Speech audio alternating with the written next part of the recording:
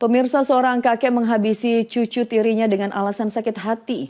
Korban selama ini baru tinggal selama setahun terakhir dengan tersangka dan neneknya usai orang tuanya bercerai.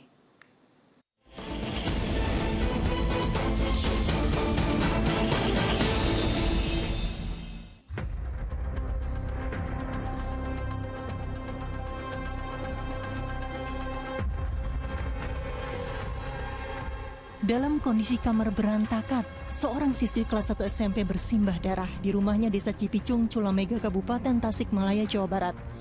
Sepulangnya dari sawah, sang nenek mendapati korban sudah tewas. Baru setahun terakhir, remaja berusia 13 tahun itu menetap di rumah kakek tiri dan neneknya setelah orang tua korban bercerai.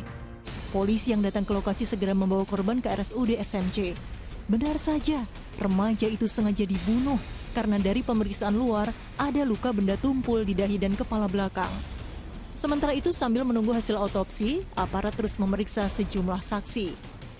Untuk sementara kita masih melakukan hasil pendalaman dan hasil otopsi dari pihak rumah sakit. Insya Allah nanti kalau kita sudah mendapatkan hasil otopsinya kita akan lebih jelas itu penyebab dari kematiannya.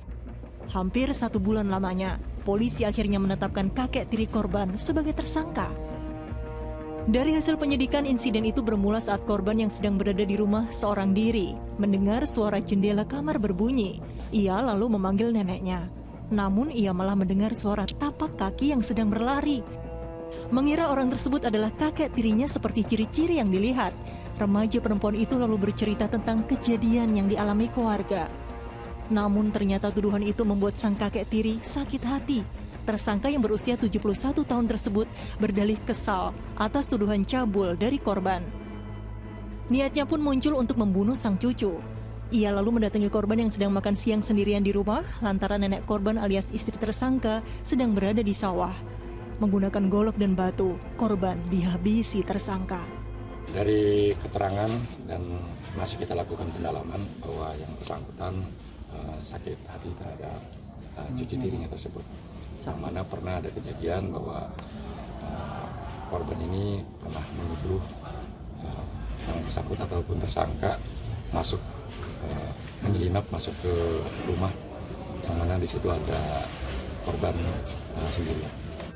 Kini pria lanjut usia yang semestinya menikmati masa tuanya itu harus menghabiskan sisa hidupnya dengan hukuman 15 tahun penjara. Tim Liputan melaporkan.